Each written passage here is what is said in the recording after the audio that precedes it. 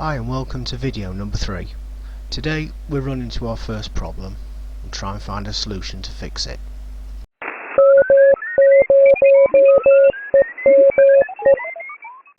Unfortunately, this is what happens when you start something 5 or 6 years ago, make no notes, and then have to pack it away for safekeeping for later.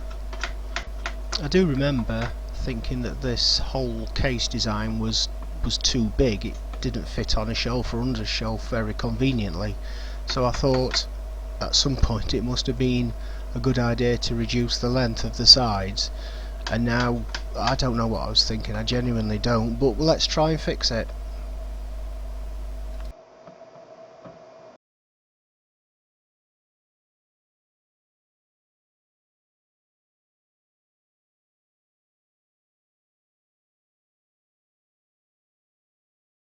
There you go, that'll do for now, a nice simple fix to get us going.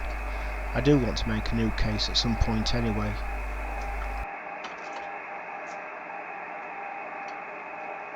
Finally, the DC board fitted in place. I'm ready to wire up.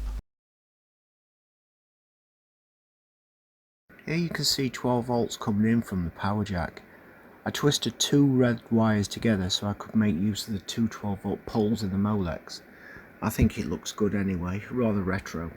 Here PTT is taken to the front via twisted black and white wire, but I also run a wire to a rear jack socket for digital modes I want to give a try at some point in the future. 12 volts for now just loops back on itself. I haven't done the front panel yet, so I don't know the position of the volume on off switch. You can also see PTT ready to be terminated on the microphone socket on the front when it's ready. I chose to colour code the wires to match the LEDs to make it clearer throughout the radio.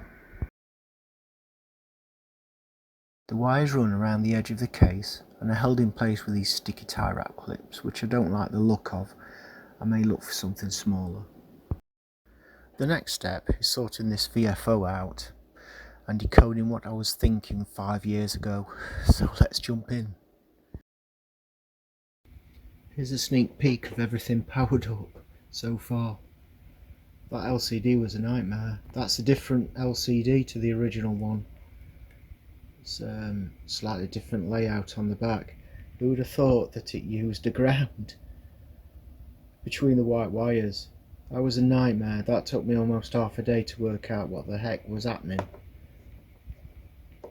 But worth it, because this LCD is a lot clearer than the one I was originally using.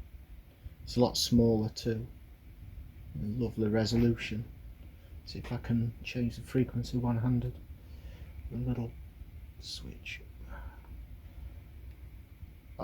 And just do it. Yeah, you see the steps are quite large. That works lovely. The VFO. Started wiring up these white wires on this jumper for this section here. Doing this with my phone, my digital camera. I've given up with it. It's absolutely garbage. It doesn't focus. Its low light is hopeless.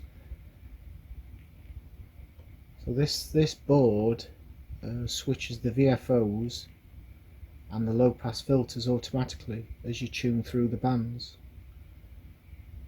Here's another board. This has got the two pick chips, and here's all where this is the LCD, and these lower connections are where the push buttons go for the keyboard entry on the front panel, and the one round the corner is the actual oscillator. There's just not enough room to show you, and it won't focus either. I'm not having much luck with cameras on this project, but you can see that was almost a weekend in itself of working out from no notes and just a circuit diagram what everything was from 5 years ago. Unbelievable. But I plugged the output, which is there.